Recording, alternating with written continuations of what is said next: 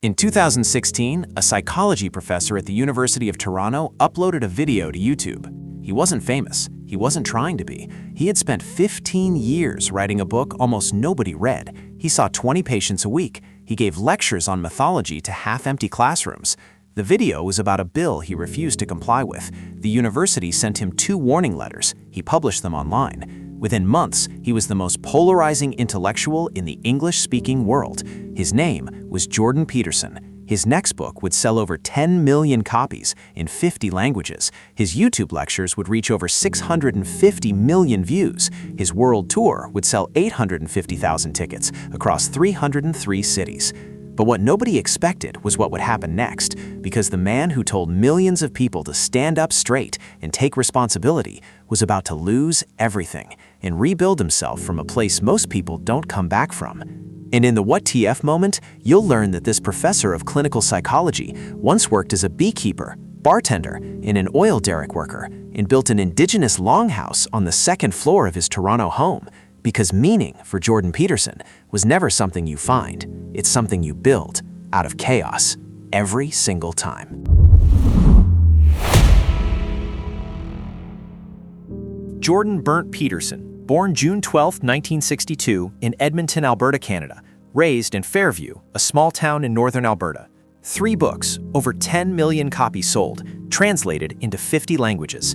7.5 million YouTube subscribers, 650 million views, 150 million podcast downloads, 850,000 tickets sold across 303 cities worldwide, over 100 published scientific papers, professor at Harvard, then the University of Toronto, clinical psychologist for over 2 decades. But here's what makes Jordan Peterson different. He didn't become famous for being brilliant. Plenty of professors are brilliant. He became famous because he refused to shut up when it would have been easier to stay quiet. And then, when his life fell apart in public, he didn't hide. He came back and told everyone exactly what happened. Peterson once said, "You must determine where you are going in your life, because you cannot get there unless you move in that direction. Random wandering will not move you forward." He didn't just teach that, he lived it. Through chaos most people wouldn't survive. Here are 5 lessons from a man who turned meaning into a weapon against destruction. Lesson 1. Find meaning in truth. In September 2016, the Canadian government introduced Bill C-16. The bill proposed adding gender identity and gender expression to the Canadian Human Rights Act. Jordan Peterson opposed it publicly, not the rights themselves, he said, but what he called compelled speech. He believed the government was mandating what citizens must say, not just what they couldn't say. He uploaded 3 videos to YouTube explaining his position. He had a few thousand subscribers at the time. The University of Toronto sent him 2 formal warning letters. They told him his statements were contrary to the university's policies and could violate the Ontario Human Rights Code. Peterson published the letters online. He didn't back down. Protests erupted on campus. He was called a bigot by some, a hero by others. Colleagues distanced themselves. His clinical practice was put at risk. But something else happened. Millions of people watched. The videos went viral. Not because everyone agreed with him, because they watched a man risk his career over a principle. Peterson later said, "In order to be able to think, you have to risk being offensive." The lesson? Truth isn't free. It costs something. Your reputation, your comfort, sometimes your career. The question is whether you're willing to pay the price, or whether you'd rather keep your mouth shut and slowly lose respect for yourself. Write down one thing you believe that you've been afraid to say out loud, not online, to someone who matters. If you can't think of one, you've been editing yourself for so long, you've forgotten what you actually think. Lesson 2. Find meaning before happiness. Clean your room became a meme. People laughed at it. A psychologist telling adults to tidy up? Profound stuff. But Peterson wasn't joking. His argument was simple. If you can't organize the smallest space in your life, what makes you think you can organize anything bigger? Your career, your relationships, your future. Start with what's in front of you. This is the core of Peterson's philosophy. Don't pursue happiness, pursue responsibility. Happiness is a byproduct. Meaning is the engine. He said, it's in responsibility that most people find the meaning that sustains them through life. It's not in happiness. It's not in impulsive pleasure. Peterson spent 20 years in clinical practice, seeing 20 patients a week. He watched people destroy themselves, not because they lacked talent or opportunity, because they had nothing to carry. No burden they chose voluntarily, no standard they held themselves to. His second rule from 12 Rules for Life is, treat yourself like someone you are responsible for helping. Not someone you like, not someone you admire, someone you are responsible for.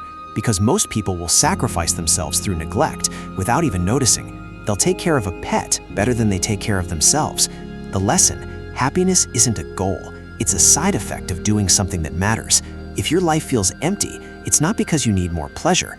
It's because you need more weight, more responsibility, something worth carrying. Pick one thing in your immediate environment that you've been ignoring. Fix it today. Not because it changes the world, because it proves to yourself that you're someone who fixes things instead of walking past them. Lesson 3, find meaning in your past. Peterson didn't just talk about fixing yourself, he built a tool for it. The Self-Authoring Suite is a set of online writing programs he developed with colleagues. It costs $30. It asks you to do 3 things: write about your past, assess your present, and plan your future. That sounds simple. It isn't. The past authoring section asks you to divide your life into chapters and write about the most significant events in each one, especially the painful ones, the ones you've been carrying without processing, the memories that still control your behavior without you realizing it. Peterson's theory, unprocessed trauma doesn't disappear. It drives your decisions from the shadows. The only way to stop it is to drag it into the light and look at it clearly, in writing. Over 200,000 people have used the program. Research at the University of Rotterdam and McGill showed that students who completed the future authoring section improved their grades by 20% and reduced their dropout rate by 25%. Peterson said, "You don't get to just have a past, you have to confront it. And once you do, it doesn't have the same hold on you." The lesson? Your past isn't behind you, it's underneath you. Everything you haven't faced is still running the show, and the only way out is through. Open a blank document. Write about one event from your past that still affects how you behave today. Not what happened, what it did to you, and what you've been doing since to avoid dealing with it. That single page might be worth more than years of avoidance. Lesson 4, find meaning in myth. In 1999, Jordan Peterson published his first book, Maps of Meaning, The Architecture of Belief. It took him 15 years to write. He worked on it 3 hours a day, every day. He rewrote every sentence multiple times. The book combines psychology, mythology, religion, philosophy, and neuroscience to answer one question: why do people believe what they believe? Almost nobody bought it. The academic world respected it. The public ignored it. It was dense, complex, and 500 pages long. But Peterson didn't stop. He turned the book into lectures. At the University of Toronto, his classes on mythology and the psychology of religion became legendary. Students packed the auditoriums. He was nominated 5 consecutive years as one of Ontario's best university lecturers. The Underground Student Handbook rated him life-changing. Then he put the lectures on YouTube for free. His 15-part series on the psychological significance of the biblical stories drew millions of viewers. Not because people suddenly became religious, because Peterson treated ancient stories as maps of the human psyche, tools for understanding suffering, sacrifice, chaos, and order. Peterson said, "The Bible is, for better or worse, the foundational document of Western civilization. It's the document that makes us conscious of our own souls." The lesson: the things that take the longest to build are usually the things that last. Peterson spent 15 years on a book nobody read, and that book became the foundation of everything he built afterwards. The world didn't catch up for 2 decades. He kept teaching anyway. What's the thing you've been working on that nobody seems to care about? Keep working. The value of deep work isn't determined by when it gets recognized. It's determined by whether it's true. Lesson 5, find meaning in suffering. In 2019, Jordan Peterson's wife Tammy was diagnosed with cancer. The prognosis was terminal. Peterson had been taking a benzodiazepine, clonazepam, for years to manage anxiety from an autoimmune reaction. When Tammy got sick, his doctors increased the dose. By the time she was in treatment, he was physically dependent. He tried to quit. The withdrawal was catastrophic. Uncontrollable restlessness, suicidal thoughts, the complete absence of any positive feeling. He described it as the worst period of my life. He went to clinics in Connecticut. They couldn't help. His daughter took him to Moscow, where doctors put him into a medically induced coma to detox. He developed pneumonia. He nearly died. When he woke up, he couldn't walk. He had lost parts of his memory. From Russia, he went to Serbia, then back to Florida, then finally home to Toronto. His wife survived. He survived. Barely. In October 2020, he uploaded a video called "Return Home."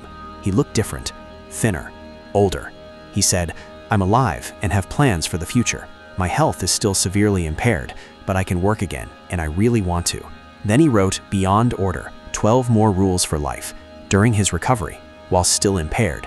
Peterson once said, "If you fulfill your obligations every day, you don't need to worry about the future." The lesson: suffering doesn't ask permission.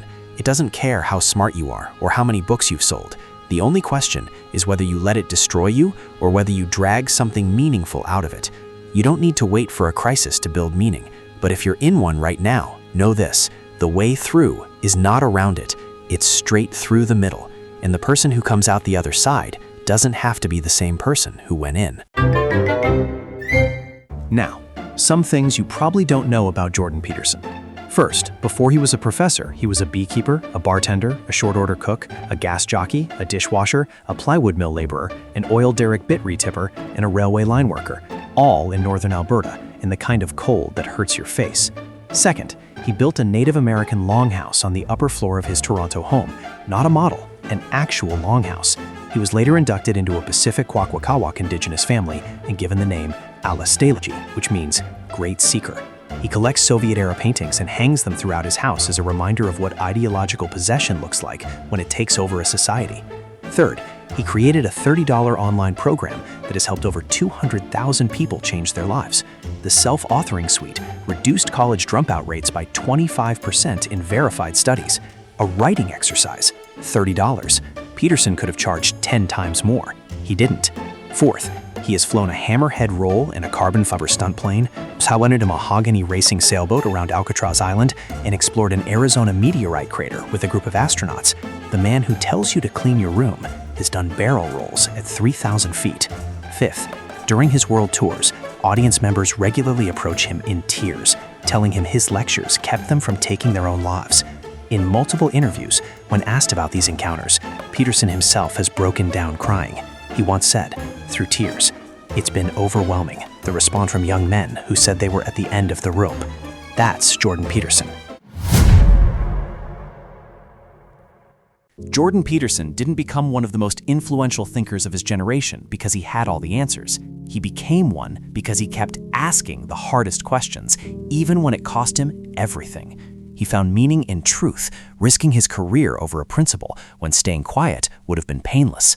He found meaning before happiness, teaching millions that responsibility weighs more than pleasure and lasts longer. He found meaning in his past, building a tool that helped hundreds of thousands of people confront the things they'd been running from.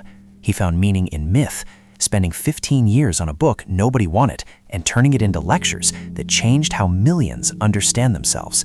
And he found meaning in suffering, nearly dying from addiction and coming back to write another book while still learning how to walk again. Peterson once said, "No tree can grow to heaven unless its roots reach down to hell." That's the lesson. You don't get meaning by avoiding pain. You get it by walking into the pain voluntarily, with your eyes open, carrying something that matters. If you want to go deeper, I recommend the book 12 Rules for Life, An Antidote to Chaos, Peterson's most accessible work.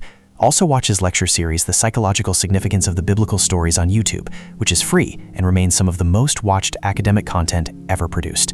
Check the description for the original sources. Subscribe if you're done looking for shortcuts to a meaningful life.